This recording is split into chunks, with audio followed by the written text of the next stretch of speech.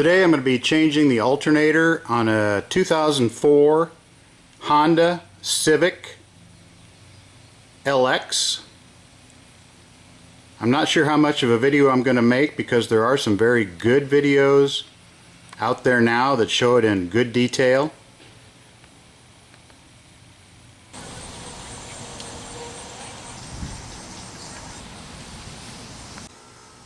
This is the 1.7 liter, which is basically the only engine available in this year. This alternator replacement would be similar for 2001 to 2005.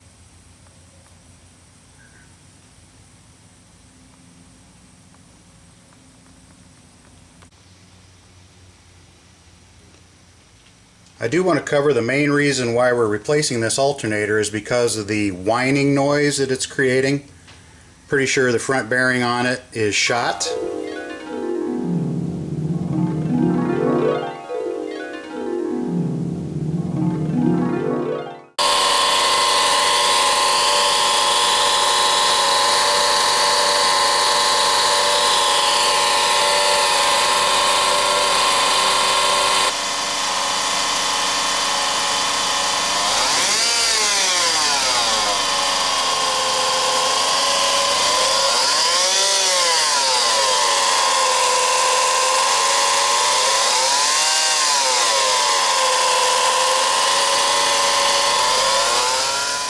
Now that sound that you heard, to me sounds a lot like a power steering pump. And that was my first thought, was it was a power steering pump. But, you know, it could be anything spinning around up here on the front. These things do not have belt tensioners, so it can't be that. Could be the alternator, could be power steering pump, or it could be way down in there, the air conditioner compressor. So you kind of need to figure out which one of those it is. Now what I'm going to tell you now comes with a stern warning that this can be dangerous. People who have worked on cars for a long time do it all the time, but a novice should be very careful about sticking anything in around spinning parts. But it's very common to use an automotive stethoscope to reach down in there and touch the individual parts and see which one of them is making the loudest noise. You'll typically hear that same tone coming out of multiple components, but it will be much louder in the one that's actually causing the problem. In lieu of an automotive stethoscope, typically a long-handled screwdriver is used to touch the component. Again, being very careful. You do not want to get this thing down in here. Get it shoved in there where this thing's spinning. You do not want to get your hair. If you've got long hair, you don't want to stick your hair down here, get it ripped off in this belt. So again, this is very dangerous, but if you know what you're doing, you can carefully put this screwdriver down in a little notch somewhere and then carefully put it up to your ear and listen. And then find a nice safe spot down here on the back of the alternator where you're not going to get in any rotating parts. Again, put your ear up to that. Listen. Then, going to need a really long blade screwdriver here. And be careful about any hot components here. Get that blade down there on the air conditioner. Again, listen right here. Again, I will say I don't want a bunch of comments about how dangerous this is. Go out and buy yourself an automotive stethoscope with a long-handled probe. And do it that way if you're going to do it. Be very careful. Don't get your hair, fingers, or this screwdriver stuck in any rotating belts, pulleys, etc. But when I did this, it was quite obvious. I listened to the power steering pump, and I heard the noise coming out of the power steering pump, and I thought, well, that sounds like it. But then I went down to the alternator, and when I put my ear up to the end of the screwdriver, it was like 6 times louder, so it was quite obvious that's what it was. And then I did check down there on the air conditioner. Again, I could hear the same tone, but much quieter, so it was quite obvious that it's the alternator. Again, I want to emphasize that this technique can be very dangerous. If you put the screwdriver up here and you slip off and go down in here with that spinning, this screwdriver is going to do who knows what, but it's going to come flying out of there or break with a tremendous amount of force. So you're going to want to pick somewhere that's very safe, like in this little crevice. Right here is pretty safe, so you're not likely to slip out of that. Keep constant pressure on it. Carefully put your ear up to here and listen.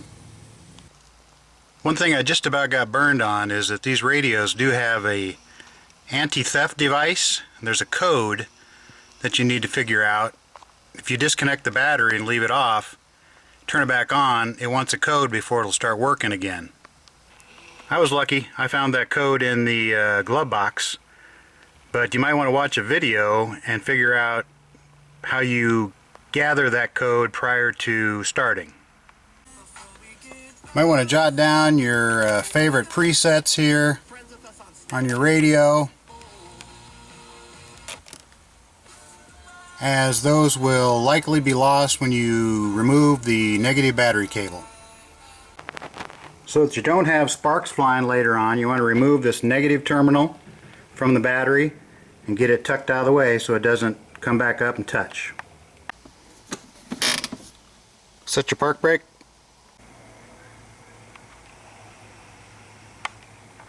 It's not completely necessary, but it makes things a little easier if you remove the front wheel.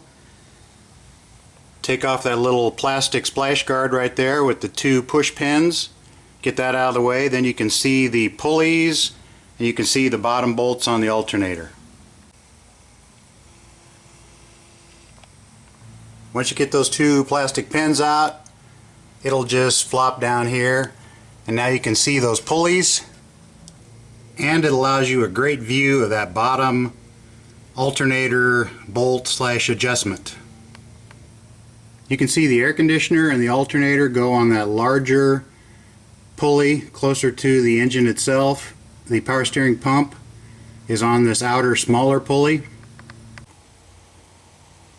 Here's the alternator tensioner bolt. It's connected to this bracket up here. You're going to want to remove that 10mm bolt, that long wing bolt, and just take that bracket off. Some people loosen it first, take it off later, but just go ahead and take it off. Power steering pump is not going to move because it's still got two bolts holding it tight. This power steering reservoir will just lift up out of its bracket. It seems to seal pretty tight because eventually you're going to pull it up, tip it out of the way, but you want to make sure it doesn't dump all over the place.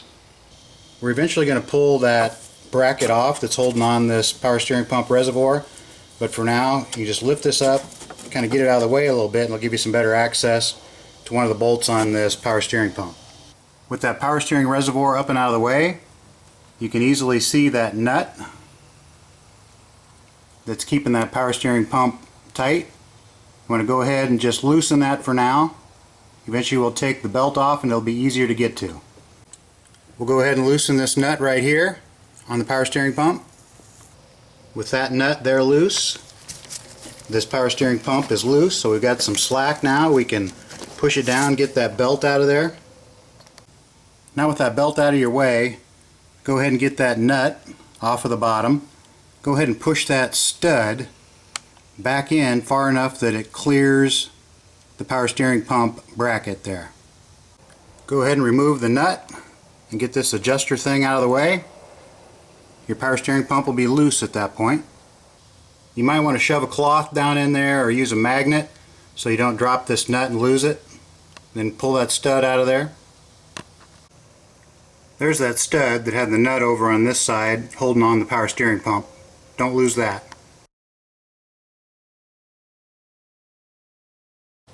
We've got that power steering pump laid off to the side. That thing's standing straight up so we don't have to worry about it spilling.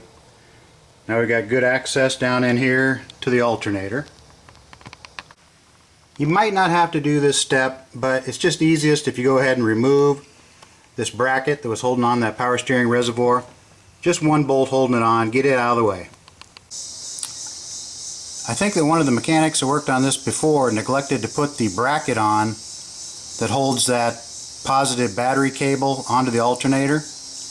Doesn't seem like it's real necessary, so I'm not going to worry about it. Usually you would transfer that from this alternator over to your new one. At this point, with the negative battery cable disconnected, we're going to pull that boot off, access the nut, get that positive cable, power cable off the alternator. Then pull that boot off of there, squeeze and pull off that control connector. We've got the connectors, power and control plug off of that alternator. I just kind of wiggled them up here, tucked them up here out of the way. Now we've got an alternator. It's got a top bolt. It's got a longer bottom bolt that pivots where it pivots. And it's also got an adjuster wing nut down there. So let's work on getting those two bolts loosened, and then we'll loosen that wing nut. We'll get some slack in there, pull the belt off, be ready to take this thing out. That's a 14mm bolt there on the top of the alternator. You can get that bottom bolt with the big head on it from up above, but I went with a down below route, long extension, wobbly, 12mm socket. Was able to get it pretty easy.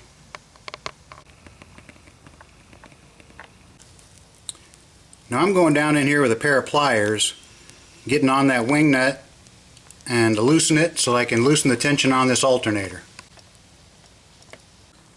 I was lucky this alternator was not seized up, so after quite a few turns on that wing nut, I was able to push down on the alternator, get enough slack I can get that belt off of there.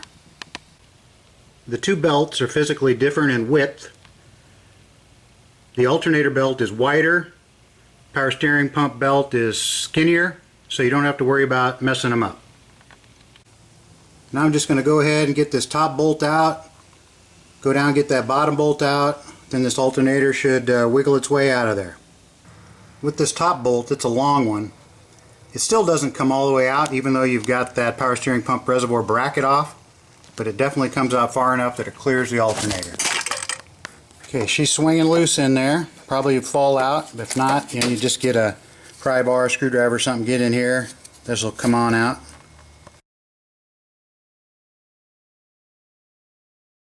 Alright, she's coming up and out of there, right through here. Leaving behind, we've got that adjustment bracket laying down there. If that thing did not turn smoothly, you're going to want to take that out of there, clean it up with a wire brush, grease it up, that kind of stuff.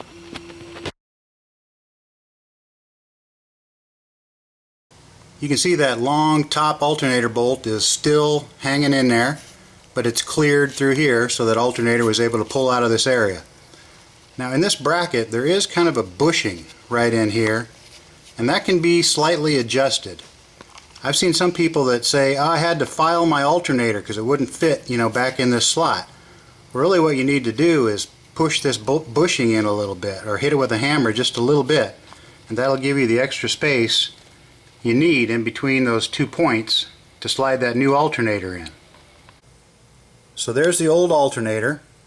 As I mentioned earlier, somebody at some point did not put a bracket back on this alternator when they installed it, and now you can no longer clip the connector for the power conductor to it. Not a big deal, not worth worrying about, but typically you would have to transfer that little bracket from this old alternator to the new one. Well, the reason we're here today is because this alternator was making that whirring, grinding noise, so suspected definitely front bearing was bad. I can definitely feel this one.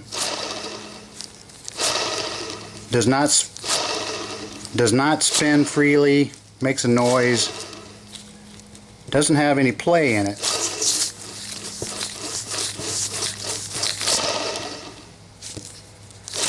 But that's our culprit. Oh, sorry. It's alright. Alright there, match.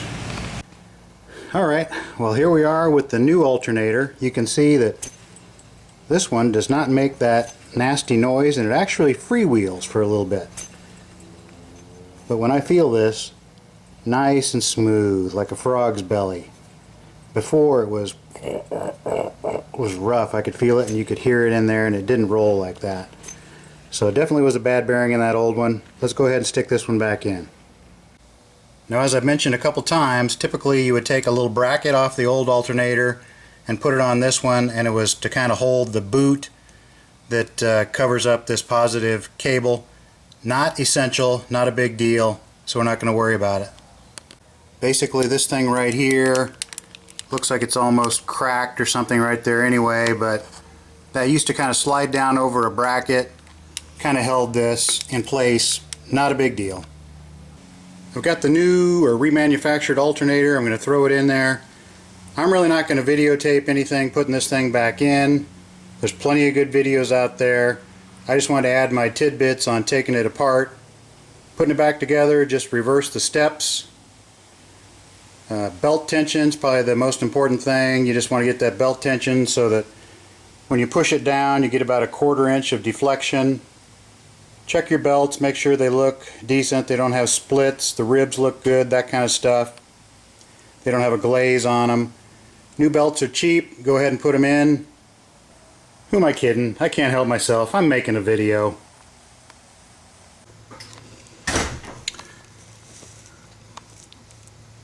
I was having a little trouble squeezing that alternator into this gap right here, so I got a long punch and a hammer, and I just gave that bushing right there a couple of light taps. Hopefully that gained me enough room.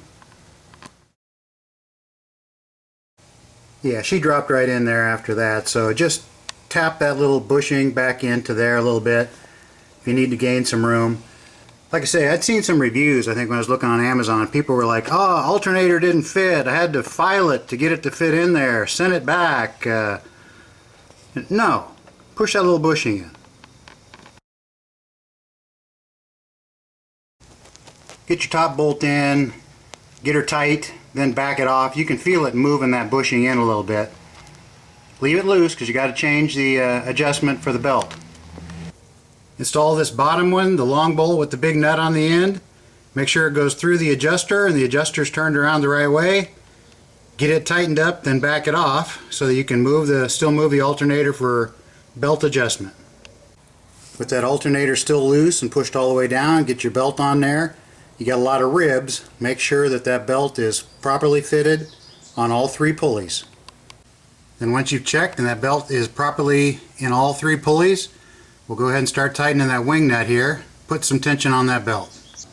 Since there's not a belt tensioner in here, it's just that wing nut applying pressure to the belt. Adjusting is a little bit, more of an art than a science. You don't want to, it got kind of hard to turn that wing nut, and that's, you're getting close. And then you want about 1/4 inch of play. 1/4 inch of play in this belt. Feel it in several areas. It should be tight, but not super tight. You ought to be able to flex it a little bit. So you can reach in here, push down in over there. You should get about 1/4 inch of deflection on that belt. It's going to be about the right tightness when it gets really hard to turn that by hand. With the belt tension adjusted, you want to go ahead and tighten that bolt, and then we'll tighten the one up on the top. Some people like to put these wires on and the connector before they drop the alternator into place. I'm not a fan of that. In case you drop it, it just tethers you down when you're trying to jiggle that thing into place. So I always get the alternator set and then I put these on. So put your positive alternator cable on and snap in your control connector, and then we'll put the boots on. That little 10mm nut that goes on the stud on the alternator for your positive cable, pretty delicate. You don't want to tighten it too tight. So I've got a 1/4 inch ratchet. We'll just barely cinch it up. Power steering pump reservoir bracket back on. Now we're going to put this strange stud bolt back in place to hold on the power steering pump. So it goes in that slot there. So I've got it just kind of hanging in position but not sticking out on this side. Now we'll take this power steering pump reservoir, flip her back into place over here. If you get that stud sticking through there, then push down hard on the power steering pump. That'll hold that stud in place while you get a couple of turns on that nut. Then just make sure on the back side that that stud is all the way in its slot. One of these ratcheting wrenches works nice for holding this nut while you drop it down there and turn this in to get her started. Get this little bracket back in place. leave that nut loose enough that you can turn that down there to line it up as you put the threaded wing nut rod in here. I just get that nut down there lined up by sticking an ice pick in there. Now it's close enough we can stick that wing nut rod in there and start the tightening process after we put the belt on. So we've still got that nut loose, and we've still got this nut loose right here. You want them at least halfway snug though. And then we've got the belt slipped over there, and we're going to start turning this wing nut up to tighten it. Again, with this belt we don't have a tensioner, so it's all manual based on this wing nut. So when it starts getting pretty good and tight, you're probably close. You want to go ahead and push on that belt. Should have about a 1/4 inch of deflection.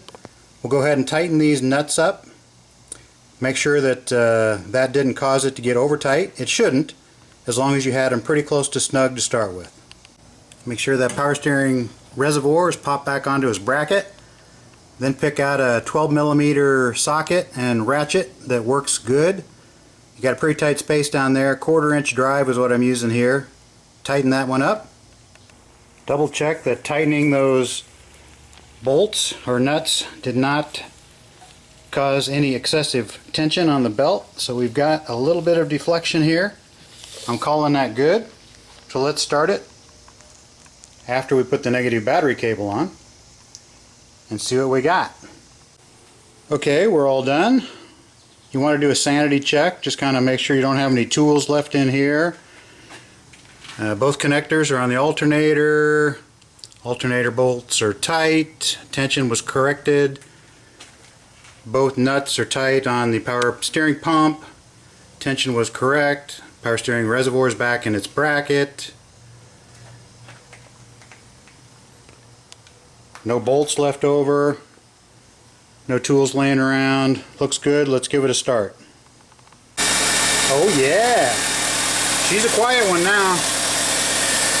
No more of that growling coming from down there.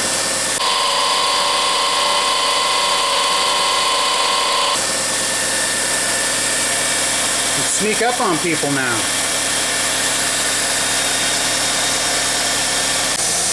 So a couple of cleanup items. We'll get that plastic shield, flash shield back up there. Get the tire and wheel back on. Be ready to rock and roll. After you've run it for just a little bit, go ahead and just recheck that tension on the belts. Just make sure nothing changed.